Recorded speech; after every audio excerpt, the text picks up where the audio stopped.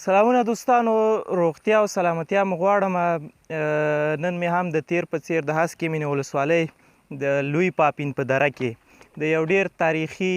مسجد او زیارت په اړه ښایسته او خوندور معلومات او ښایسته ویډیو آماده کړې ده.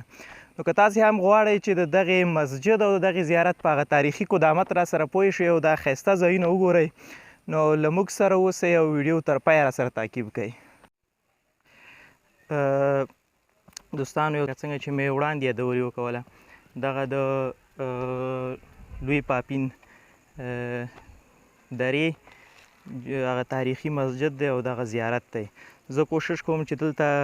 مشران پیدا کړم او د دغه مسجد په اړه، دغه د زیارت په اړه او د دوی هغه تاریخي قدامت او تاریخي مخینې په اړه ورسره وغږېږم او کره او دقیق معلومات راټول کړم. نو تاسې هم زموږ ویډیو تر پایه وګورئ را سره.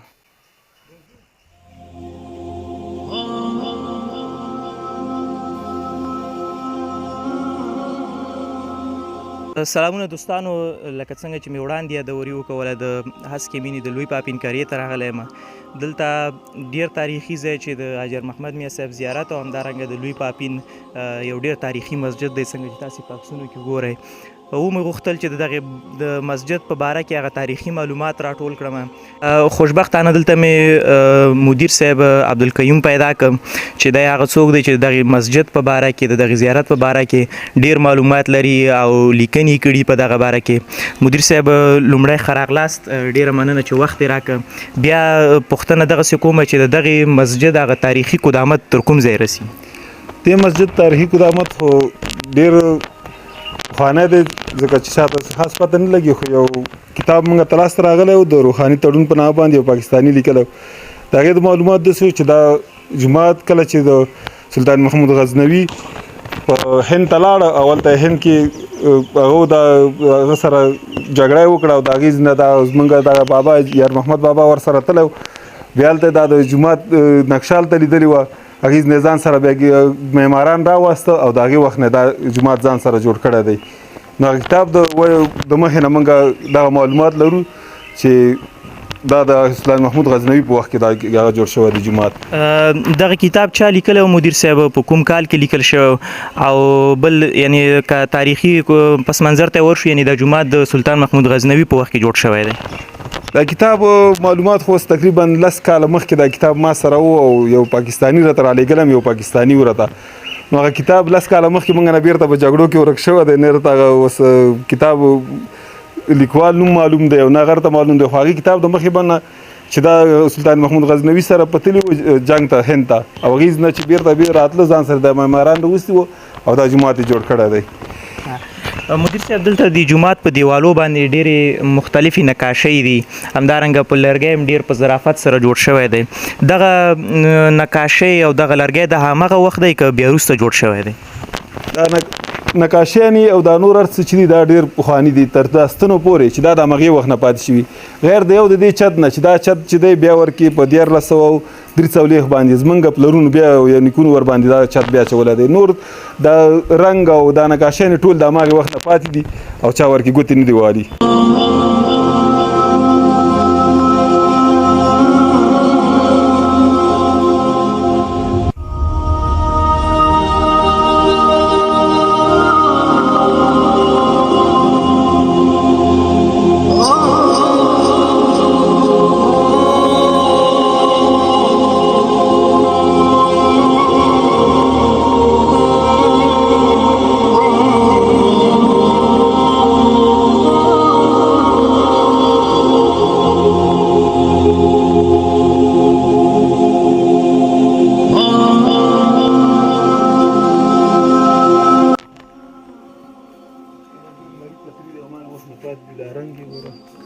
دغه رنګ او دغه نقاشۍ ټول د همغې وخت، دا رنګونه او دا نقاشیان ټول د همغې وخت نه پاتې دي، دې کې کوم تغییر نه دی راغلی، غیر د دې پاس چت نه چې دا بیا ورباندې اچول شوی دی، نور ټول د همغې وخت نه دي. مخکې مې د یو مشر نه د خولې واورېده چې هغه وویله چې دغه نقاشیانې چې کومې شوي دي دغه د هګیو باندې او په هغه وخت کې خو رنګ نه و، البته هګۍ باندې دغه نقاشیانې شوي. دغې څه کیسه ده؟ هغې کیسه دا ده چې مشرانو دا خبره کوي چې رنګ خو جوړ کړی ده، خو د کلکوالي دپاره یې د هګیو زیړ ورکې استعمال کړي چې اوسه پورې دا نه دی خرابه شوی دا رنګ. چېر څومره لمر ورته مخامخ شي او کار څومره سولېدلی دی نو بس دا رنګ نه دی خرابه شوی ګوره ډېر نری پتری دی خو د همغې وخت نه دا پاتې دی بیا ورکې تغییر نه دی راغلی نو هغه هګیو د زیړ د وجې نه بعضې مشران وایي چې دا کلک پاتې شوی دی داسې هم ځینې خلک وایي چې دغه مسجد چې و دغه د اسلام دارالخلافې په نوم باندې یادېږي چې دلته د اسلام دارالخلافه وه دغې باره کې ستاسو معلومات څه دي د دې باره کې هم ورته وي چې مخکې موږ څه ډېر معلومات نه لرو ځکه موږ کشران خو د اسلام دارالخلافه په دې باندې وه چې ما د کتاب یادونه وکړه د هغې کتاب یا د له مخې نه کله چې پاکستان کې دا غټ غټ مدرسې جوړې شوي دي بعضې پنجپیر مدرسه ده یا بله ده هغه هم د زموږ یار محمد بابا دې بنسټ ایښی دی نو هغو بیا هملته اوس هم هغه کتاب کې مکمل نومونه لیکلي وو چې 15 زامن و د دې ځینه لاړ هلته پنجپیر مدرسې هغه مې هلته کېښود د بنسټ او بعضې زامن یې چې کوم ځای کې بیا هغې نه بیا خوارې شوي دي کوم ځای کې مدرسې جوړې کړي کوم ځای کې هغه دي قبرونه دي د هغو نومونه مې ټول لیکلي وو نو دارالخلافه یو خو په دا کتابونو کې لیکلي دي موږ او تاسې لیدلی دي بایزید روحان پاپیني اخوند درویزه پاپیني دا ټول د همدې نه خواره شوي دي او د دارالاسلام دپاره هغو کار کو او د اسلام دپاره جنګېده نو کېدای شي دارالخلافه تېره شوي د اسلام داسې ویل کېږي مدیر صاحب چې دلته پخوا زیارت خو البته اوس هم شته دی دغه زیارت په باره کې ته څه وایې زیارت باره کې خو ما دوی ډېر معلومات نه لرو همدغه یار محمد بابا دی او ډېر معلومات نور نه لرم ورکې صاحب دلته مشران داسې وایي چې پخوا دلته لنګر و دا لنګر د دې زیارت مربوط کېده که د جومات مربوط کېده او بیا چې دا لنګر و دلته پخلی به چا که او کومو خلکو ته دلته ډوډۍ ورکول کېده پخوا لنګر خو زمونږ په یادښت باندې د لنګر نښې وي دغه کوټې مونږ دا اوس جوړې کړې دې کوټو نه پله نورې کوټې وې دلته د لنګر دیګ او نغري هر څه وه بس څوک چې مسافر و او څوک به زیارت ته راتله او که نور مسافر به راتله بس ټول به همدلته ډوډۍ خوړه او د دې زیارت مربوط هغه و لنګر و او دا اوس د تقریبا 92 کې موږ دغه د زاړه اثار وران کړه د لنګر نغاره او دې ګر څه مو وران کړه دغه څو کوټې مو جوړې کړې مدرسې دپاره صاحب دغه د لنګر تاریخي یادوري وکړه چې دغه لنګر او دغه زاړه تاریخي اثار موږ ورکړه دا ساتل شوي وای فایده به یې ډېره نه وای راتلونکو نسلونو دپاره شته د یو څه هغه ساتل شوي دي خو ما ورته وي چې نفر نشته دی ښار ته تللی دی هغه ځان سره ساتلي دي یو څه شي نه یعنې هغه اثار یې ساتل شوي دي خو صرف هغه ځای وران شوی دی ځای وران شوی دی اثار یې ساتل شوي دی ځای وران شوی دی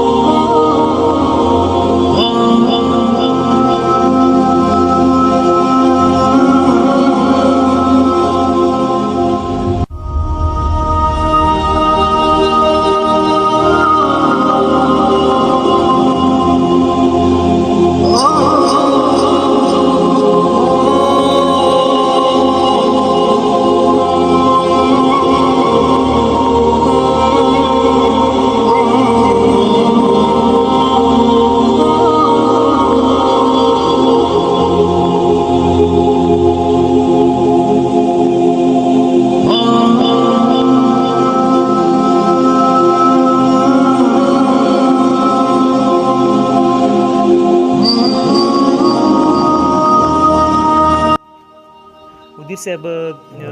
تاسې وړاندې یادوري وکوله که نه دغه لرګی او دا رنګ ټول دغه وخت دي د دغه لرګي په باره کې مو د مشرانو نه څه اورېدلي دي چې دې کې ډېره ښایسته ګلکاري شوې ده ګوره چې په هغه وخت کې نه سامان آلاتو نه دومره وسایلو دغه ګلکاري او دغه نقاشي څرنګه دومره ښایسته په ظرافت سره شوې ده او ډېره ښه راغلې ده دا بس د هغې وخت خلکو خواري ډېره کړې ده ټول په لاسونو باندې جوړ کړي دي یوازې دا نه چې دغه یو منځ دروازه ده دا تقریبا د 1500 ټوټو نه جوړه شوې ده 1500 ټوټې دي دا ګوره هر یوه ټوټه بېله بېله خوځېږي دې کې نه میخ استعمال شوی دی او نه ورکې سلیخ استعمال شوي دي د هغې نه د یو ځای په کتې پاتې دی د یوه خانه دا نورې خانې په دې جنګونو کې ختمې شوي دي دا ګوره بېله بېله ټوټه ده د 1500 ټوټو نه دا دروازه جوړه شوې ده نه ورکې میخ شته دی او نه ورکې سلیخ استعمال شوی دی په دې طریقه باندې جوړه شوې ده او دغه مسجد چې د ابتدا نه جوړ شوی دی بیا دا څو ځلې ترمیم کاري شوی دی که نه دی شوی دا هماغه خپل ابتدایي حالت دی ترمیم فقط همدغه یو ترمیم شوی دی چې دا پاس چت جوړ شوی دی بل ترمیم نور تغییر څه شی پکې نه راغلی همدا پاس چت هغه بیا چول شوي دی لاړي نور تغییر ورکې نه راغلی اول سر نه مدیر صاحب دلته ډېرې ښایسته المارۍ جوړ شوي دي نقاشۍ مختلفې نقاشۍ هم په شوي دي عموما په دغه مسجد کې چې کومه نقاشي شوې د نقاشي خپل سبکونه لري یعنی هر نقاشي خپله تاریخي دوره بیانوي دغه نقاشۍ بیا کوم تاریخ پورې مربوط دي او د چا د وخت پورې مربوط کیږي دا خو دا هماغه د ما ورته ویل چې مخکې نو سلطان محمود غزنوي په وخت کې ځان سره معماران هند نه راوستي دي او د هماغه وخت مربوط ده چې د هغې څو کاله کېږي سلطان محمود غزنوي په څو کې سلطان محمود غزنوي راغلی دی نو هغه تاریخ مونږ نه هېر شوی دی خو د سلطان محمود غزنوي زیاتره کتابونه دا لیکلي دي یوازې دا نه چې هم د یو کتاب ورباندې ډېر لیکلي کړي که تاسو نیټ کې چېرته هغه ورکړئ پاپین جومات نیټ کې هم ډېر معلومات شته دی نو دا د هماغه وخت نه نقاشۍ نه جوړې شوي دي او معماران هم د هند نه راوستل شوي دي هند جوړ شوي دي هلته یعنې دا نقاشۍ د هندي معمارانو دي هندي معماران دغه معماران چې دلته راوسته دغه نقشه د سلطان محمود غزنوي خپل پلان و که نه د دې ځای کوم کس ورسره و هغه د محمود غزنوي پلان نه و پلان د دې زموږ یار محمد بابا و زموږ د نیکه و د هغه پلان نه و هغه نه دي راوستي دا چې کله ورسره تللی و بیا هغې مخه چې بیرته راته هلته به کوم جومات یې چې لیدلی و دا مشران وایي نو بیا هغې مخه ځان سره دا نفر راوستي و او دغسې جومات یې دلته هم جوړ کړی دی چې هند کې دغسې جومات لیدلی او بیا دا جومات د جوړ کړی دی دوستانو دا د دغې مسجد عمومي دروازه ده مخکې مدیر صاحب هم یادوري وکوله دغه تقریبا څو سوه ټوټې هغه وښودې چې دغه دروازه ته نې جوړه شوې ده تاسې دا وینئ دا هر یوه بېله بېله ټوټه ده او بغیر له کوم میخ څخه بغیر له کوم سریش څخه بغیر له کوم وسایلو څخه دا ټولې د لاس په تخنیک باندې سره یو ځای شوي دي دا سره ورغلي ته به فکر کوي چې دا په یو کارخانه کې جوړې شوي دي خو دې کې نه میخ استعمال شوی نه ورکې سریش استعمال شوی دی او یو تخنیک باندې دغه د لرګي ټولې ټوټې سره ورغلي دي متاسفانه دغې دروازې دغه نورې ټولې ټوټې ورکې شوي دي په جنګونو کې خرابې شوي دي ماتې شوي دي یوازې دغه یوه تاریخي ټوټه یې پاتې ده په دې دروازه کې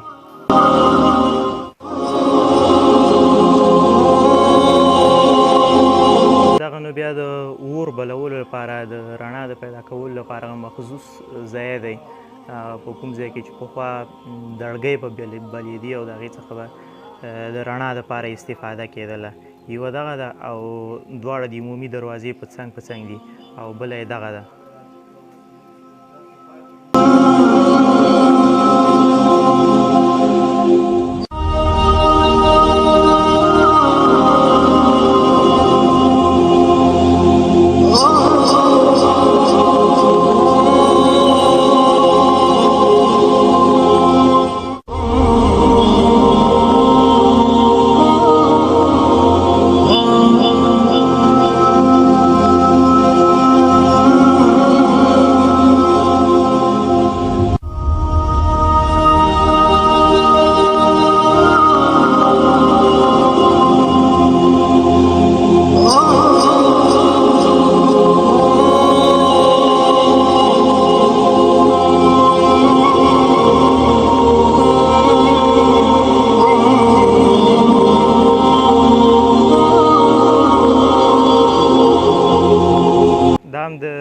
حاجر محمد میا صاحب زیارت دغه مخامخ کور شکورې دا د هغه زیارت و او دغه نور یو وړوکې هدیره ده د مسجد سره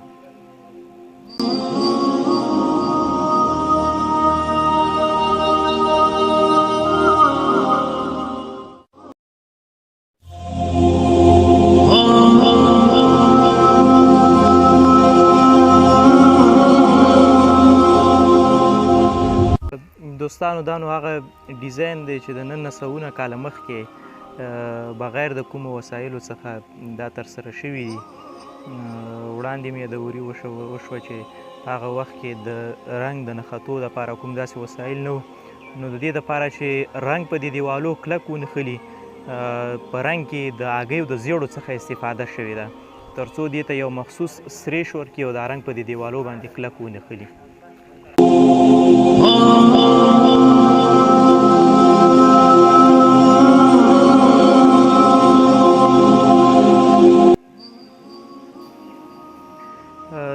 مخامخ ځای چې تاسو ګورئ چې اوس پکې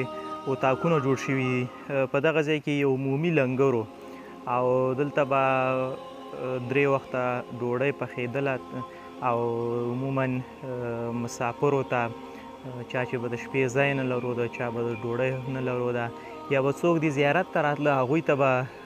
خوراک آماده کېده په دغه ځای کې د هغه لنګر تاریخي پاتې شوني اثار هم د تیرو کلونو پورې موجود وو خو متاسفانه چې د سیمې خلکو دغه لنګر وران که او د هغې په ځای دغه اتاقونه جوړ کړل د هغه لنګر په ځای اوس دغه اتاقونه جوړ شوي دي